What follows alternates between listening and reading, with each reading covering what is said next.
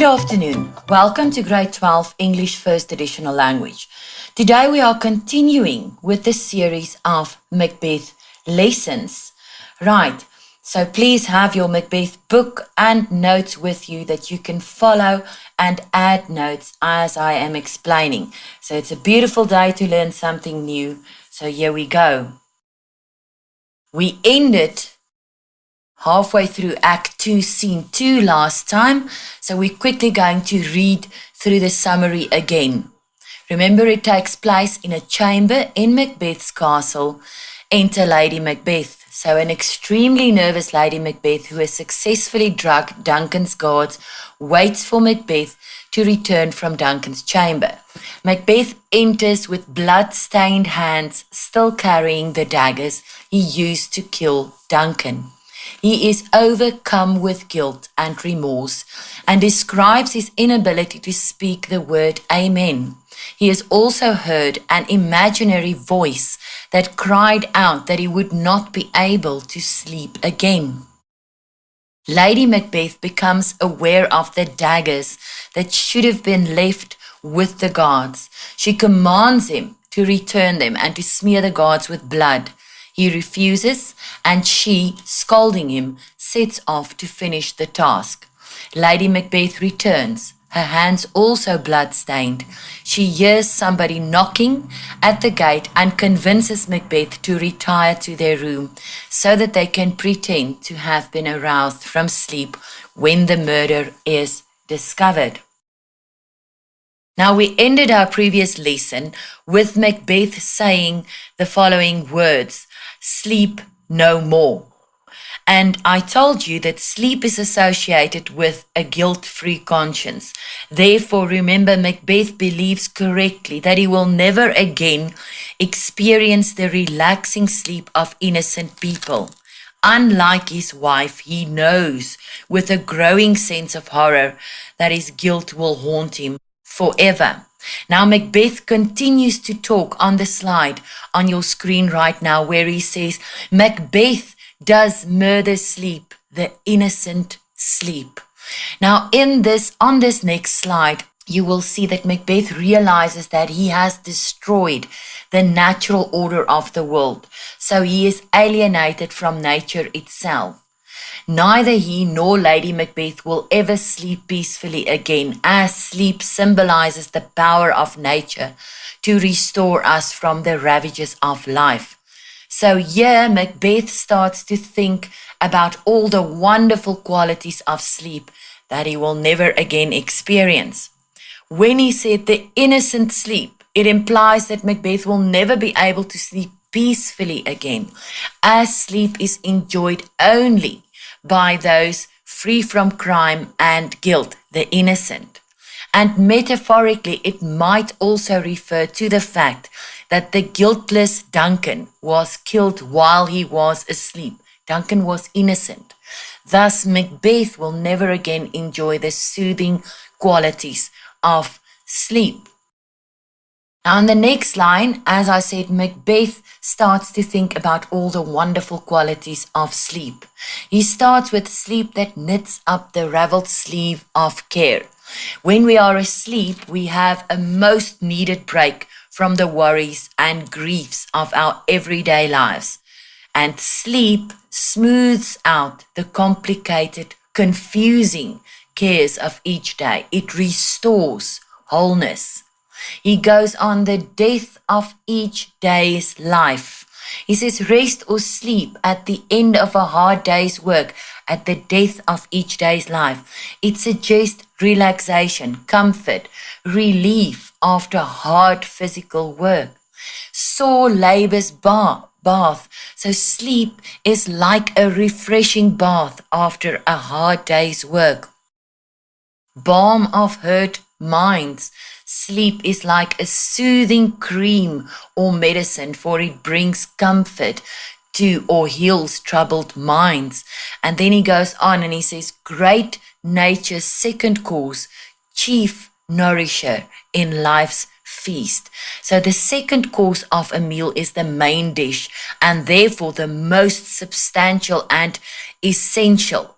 Now he's saying here, sleep is the second cause. So metaphorically, daytime or wakefulness, when you are awake, is nature's first cause. So sleep is the second cause, and it is seen as the main source of nourishment. It gives us strength. Waking and sleeping are part of the natural cycle of the world. Day and night, light and darkness, action and relaxation. Macbeth has cut himself off from this process. Lady Macbeth, what do you mean? She doesn't understand what he is saying. And Macbeth continues. Still it cried, sleep no more to all the house. So his imagination once again holds him tightly in its grip. So the imaginary voice kept on calling for the entire household to hear. And it says, Glamis hath murdered sleep, and therefore Cawdor shall sleep no more, Macbeth shall sleep no more. Now he's continuing, and this shows his obsession with his guilt. He imagines that he heard a voice calling out that he would never sleep peacefully again. And here it echoes the witch's predictions, except for look at the difference. Glamis, Cawdor, and the witches said king, but Macbeth does not say king. He says Macbeth shall sleep no more. So he understood the consequences of the murder intellectually. Now he experienced them in reality. Lady Macbeth is just baffled. Who was it that thus cried? Why, worthy Thane, you do unbend your noble strength. So she's telling him, you allow yourself to become weak, to think so brain-sickly, to think so insanely about all of these things. Go get some water. So she's a very practical person. And wash this filthy witness from your hands. So she's saying, wash the blood from your hands. But she calls it filthy. And filthy suggests something contaminated. So Macbeth is physically and spiritually tainted with Duncan's blood. So wash the blood, the evidence from your hands. She believes that once the blood is washed off their hands, you can't see the blood anymore. The deed ends there. She does not think that there will be any consequences. And then at that moment, she realized something. Why did you bring these daggers from the place? They must lie there. Go carry them and smear the sleepy grooms with blood. So she only now saw the daggers in his hands. This might be another indication of how stressed out she was. And here she orders him to take them back and smear the guards with blood as was planned originally. But Macbeth refused. I'll go no more. He refuses to go back and look at what he has done. And by that acknowledges the horror of murdering Duncan. And Lady Macbeth gets really angry. She says, infirm of purpose. She reverts to her previous tactics when she accuses Macbeth of being too weak and feeble to carry through the entire plan. And she says, give me the daggers. And then she continues. She says, the sleeping and the dead are but as pictures. So she says that sleeping and dead people are both the same. It's a mere picture of the real person. It is the eye of childhood that fears a painted devil. So she says, Duncan is dead. There's no reason to be afraid of him, and only children are afraid of the painting of devils. Yet again, she attacks Macbeth's bravery. And then she says, if he do bleed, I'll gild the faces of the grooms withal, for it must seem their guilt. So she will dip her hands in Duncan's blood, smear the guards with his blood, so they will seem guilty of the murder. Right, so she leaves, and then the knocking starts. Knocking within, remember the word within means off stage. You only hear it. But the knocking is heard from the main gate of the castle. And throughout the rest of this scene and the first part of the next scene, this knocking continues.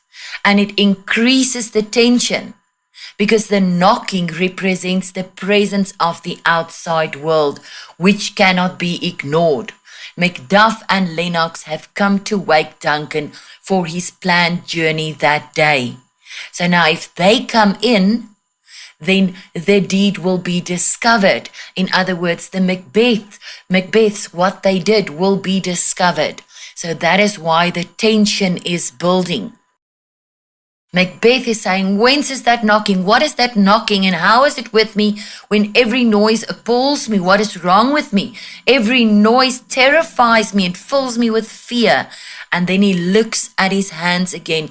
What hands are here? They pluck out mine eyes. He's terrified by the dreadful sight of his own bloody hands. If we have a look at a question that was in a previous paper, and it said, explain, or in your own words, describe or explain the theme appearance versus reality that is evident in this scene. And here are the few options that you can discuss. Lady Macbeth wants to hide the truth about who Duncan's murderer really is. Therefore, she plans to smear blood on the faces of the grooms. This will make it appear as if the grooms have murdered Duncan, but in reality, it was Macbeth who killed Duncan. The next one, the act of washing his hands will not remove the crime. So it will appear as if your hands are clean because there's no more blood on it, but in reality, the guilt will remain. Then Lady Macbeth refers to the dead as if they were asleep. So people who are dead appear to be only sleeping, but in reality, they are dead. And then Macbeth appears to be the stronger person, but in reality, it is Lady Macbeth who is dominant. And then the next question, the difference between Macbeth's and Lady Macbeth's states of mind at this point in the play. Now remember, please have a look at your mark allocation when a question like this is concerned. If it's only for 2 marks, you have to tell me Macbeth and his state of mind and Lady Macbeth and her state of mind. If it's for more than 2 marks, you have to motivate, obviously. And please remember that you have to show a clear difference between the 2 characters. You have to make it clear. Macbeth, and he was nervous. Lady Macbeth, she was bold and decisive. Very important to show a clear difference for the marker to see. Right, Macbeth just said in the previous, he ended with, what hands are here? They pluck out mine eyes. So he's looking at the blood on his hands. And then he continues, will all great Neptune's ocean wash this blood clean from my hand? Now, this is a hyperbole. Neptune is Roman god of sea. And then Macbeth believes that his bloody hands cannot be washed clean by all the water in the sea. Remember, hyperbole is the extreme over-exaggeration to make a point or to show emphasis. And now this image of all the water in the sea that will not be able to wash the blood of his hands is just to convey the depth and to emphasize the depth of Macbeth's feelings of guilt and horror and desperation. Nothing will ever take his guilt away. And then he goes on and he said, the blood on my hands will turn all the water in the ocean, in numerous oceans, it will turn the water red. So this proves that Macbeth is overwhelmed with guilt and knows that he can never be cleansed. Then Lady Macbeth returns, and very casually she remarks, my hands are of your color, but I shame to wear a heart so white. So my hands are also red with blood, but she would be ashamed to act as cowardly as Macbeth is acting. If you look at the right-hand side of your screen, you'll see the knocking persists throughout the scene. And remember, it's to build up the tension. She goes on, she says, I hear a knocking at the south entry. Retire we to our chamber. A little water clears us of this deed. How easy is it then? So Lady Macbeth thinks when they wash the blood off their hands, it will all be over. She has no idea of the magnitude of their crime, nor does she expect to feel guilty. And then she's talking to Macbeth. Your constancy hath left you unattended. Your strength and your determination, your self-control has left you. And she says, more knocking. Get on your nightgown, lest occasion calls us and show us to be watchers. So you have to hurry up. They have to put on their night clothes in case they are called and it's discovered that they are still awake. And again, she's almost scolding him. Be not lost so poorly in your thoughts. So she urges him not to be so miserably lost in thought, not to be so stunned. Right, and then Macbeth answers her, to know my deed, it were best not know myself. Wake, Duncan, with that knocking. I wish thou could.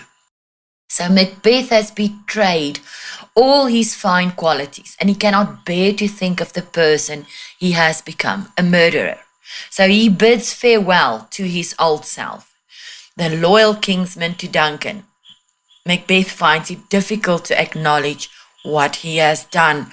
And he said, I wish thou could. I wish you could. Wake Duncan with the knocking is a sign of real remorse.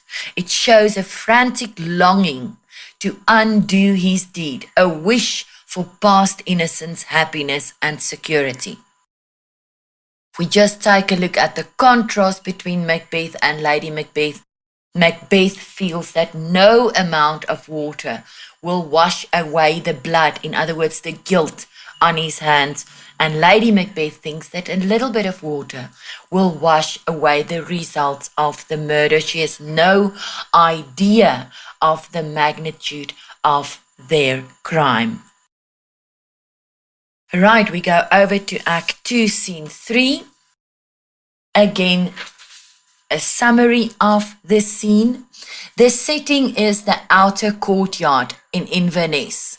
The drunken porter, who has been awakened by the knocking at the gate, sees himself as a porter at Hell's Gate. He imagines allowing in all kinds of sinners. He finally opens the gate to Macduff and Lennox. They are soon joined by Macbeth, who pretends to have just been woken. Macduff discovers Duncan's murder and Macbeth and Lennox rush off to Duncan's chamber. Lady Macbeth, Banquo, Malcolm and Donalbain enter in quick succession. Lennox and Macbeth return from Duncan's room. Lennox reports that it seems that Duncan's attendants were the murderers, as they and their daggers were covered in blood.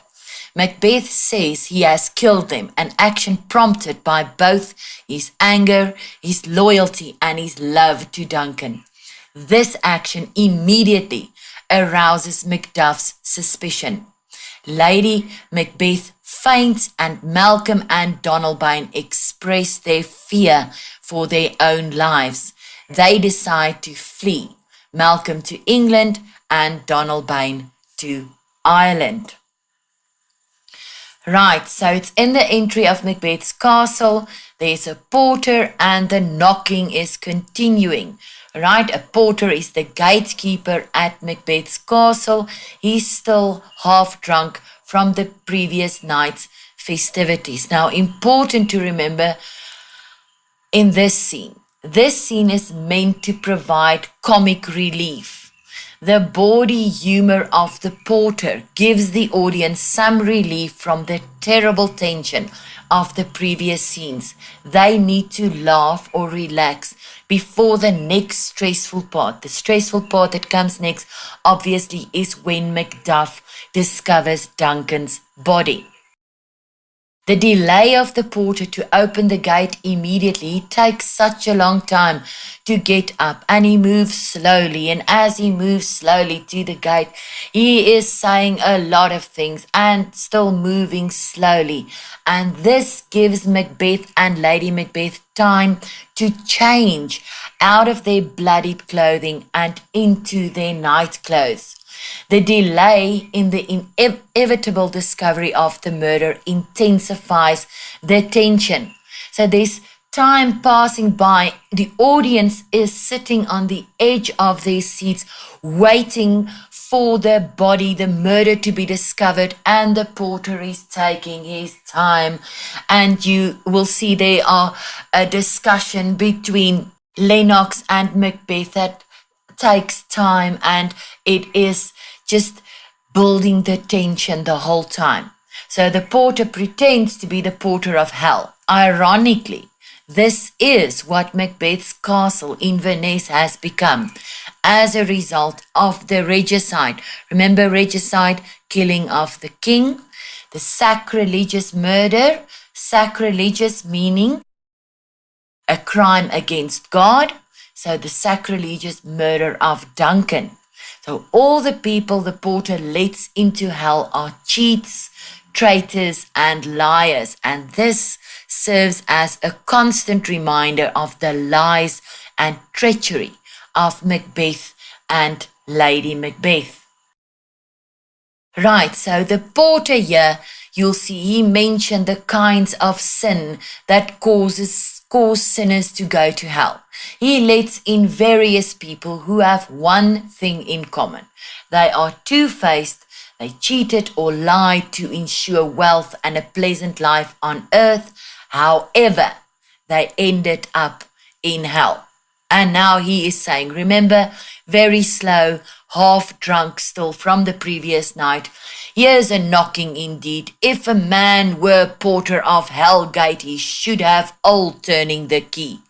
It's ironic, as I said, he imagines himself to be the gatekeeper of hell because Macbeth's castle currently is like hell on earth because of what is going on inside.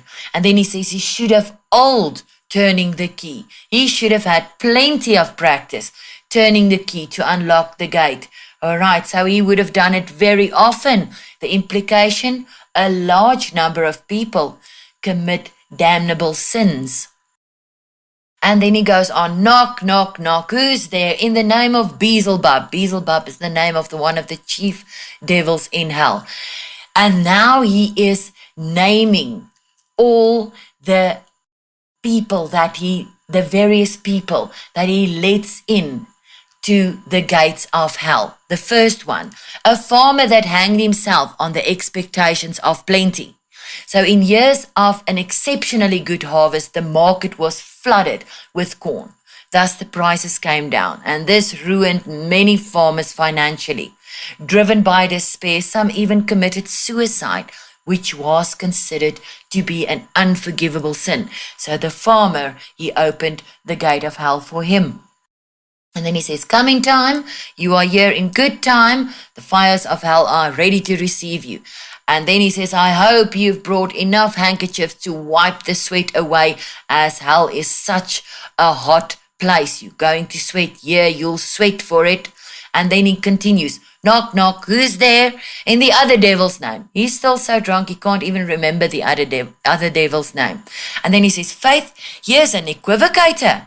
So that's a person who swears to the truth of one thing while believing another. So it's a double talker who goes out to deceive people verbally. And he goes on to describe this equivocator that could swear in both the scales against either scale. Now, the scales he's talking about is the scales of justice. Justice is traditionally depicted as a blindfolded woman holding a pair of scales. Now, the equivocator's declarations under oath are so contradictory that they could balance each other out in the scales. It means it is impossible to decide what the truth is. So he makes a mockery of justice. And then he says, who committed treason enough for God's sake, yet could not equivocate to heaven. So this equivocator, he committed treason and betrayed his country for the sake of religion. He was saying it was God's will, but he could not lie his way into heaven. Now, if we look at Macbeth as a person, he's a liar and a deceiver. He seems to be a loyal hero, but is in fact a despicable, murderous traitor. Ironically, in the end, he is deceived and led to his destruction by the equivocation of the witches. And now he goes on, knock, knock, who's there? Faith, here's an English tailor come to hither for stealing out a French hose. Come in, tailor, here you may roast your goose. Now, he's talking about an English tailor who stole some of the material he had been given to make trousers, and it turned out to be too tight-fitting, the trousers, and his deception was exposed. And he said, now you can come in, all right, and you can roast your goose. A goose is the iron that he worked with, so yes, enough heat to warm your iron.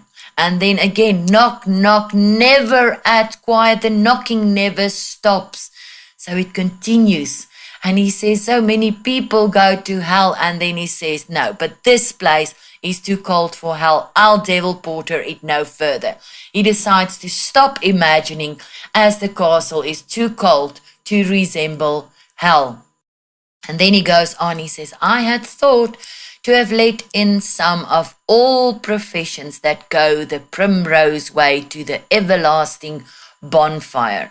He says, I may have let in people of all professions that chose the path of earthly satisfaction or pleasure, which inevitable leads to hell. That's the everlasting bonfire. So the path to hell is inviting, easy, attractive. Remember, in the Bible, the way to heaven is described as straight and narrow and difficult.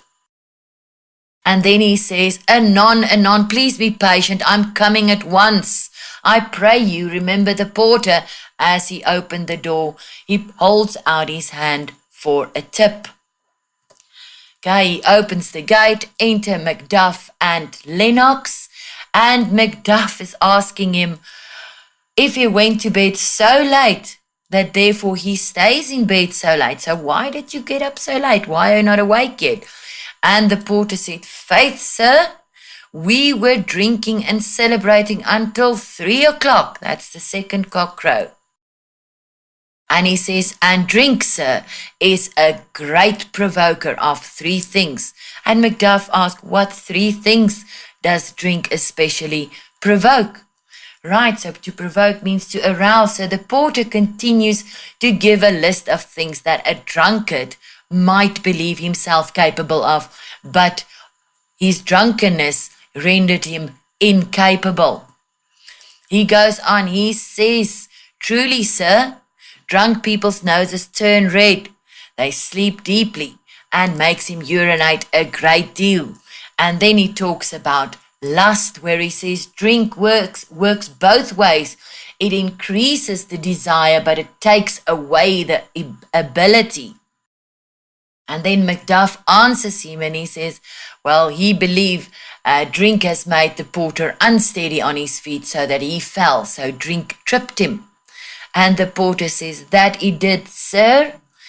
He continues with the idea of being thrown down by the drink. He uses an image from wrestling. And then Macduff asks him, is thy master stirring? So he wants to know if Macbeth is awake yet. So you see how much time has passed with the porter moving slowly and talking actually a lot of nonsense and things, but it is quite funny. So that was the comic relief on the one side, and on the other side providing the Macbeths to properly establish their alibi. Right, and then Macbeth enters and he says, oh, our knocking has awakened him, here he comes. All right, so these words echoes Macbeth's words in Act 2. So where he says, wake Duncan with thy knocking. and the tension is intensified. The audience is waiting anxiously for the discovery of the body. Now, the moment that Macbeth enters, it's a completely changed person. All right, where he was so overcome by his feelings of guilt that his wife practically had to drag him off stage, he is now in complete control of his emotions. He is growing from strength to strength, becoming more evil, decisive, and deceiving. Lennox, good morrow, noble sir. The dramatic irony very clear there. There's absolutely nothing noble about Macbeth anymore. And then Macduff is just asking, is the king stirring? Is the king awake? And then Macbeth answers, not yet. Macduff says, well, the king instructed him to wake him early. And he said he almost missed the time as appointed by the king, meaning he almost came too late. But ironically, he did come too late. Duncan was already dead. If he came earlier, he could have maybe prevented the killing. And then there is just a discussion. And again, this discussion is to build the tension because everyone just wants somebody to discover Duncan's body. And they are talking and continuing. So, and Macduff is just saying, he's sorry to trouble Macbeth, but also knows it's a trouble which gives Macbeth pleasure. Macbeth answers, when we enjoy doing something, it does not trouble us. So Macbeth implies that everything he does for the king is indeed a pleasure. And then Macduff says, I'll make so bold to call, for it is my limited service. He says he will go ahead and wake the king as he was instructed or ordered to do so. And then Lennox and Macbeth are continuing to talk. Is the king leaving today, Macbeth's castle today? And he says, yes, he had made arrangements to do so. So the tension is building while they are waiting. And now, on this slide in front of you, they are talking about extraordinary events that happened during the night. And all of these extraordinary events give a supernatural background to the murder. All nature is in disorder because of the murder of the king. Remember, I showed you that slide of the chain of being, and that chain of being has been upset by Macbeth killing Duncan. So Lennox is talking to Macbeth where he says the night was stormy and turbulent. The storm has raged during the night, and this is associated with the unnatural event which correspond to the unnatural murder of Duncan. As I said, Macbeth has violated the natural order. Lennox continues, he said, we heard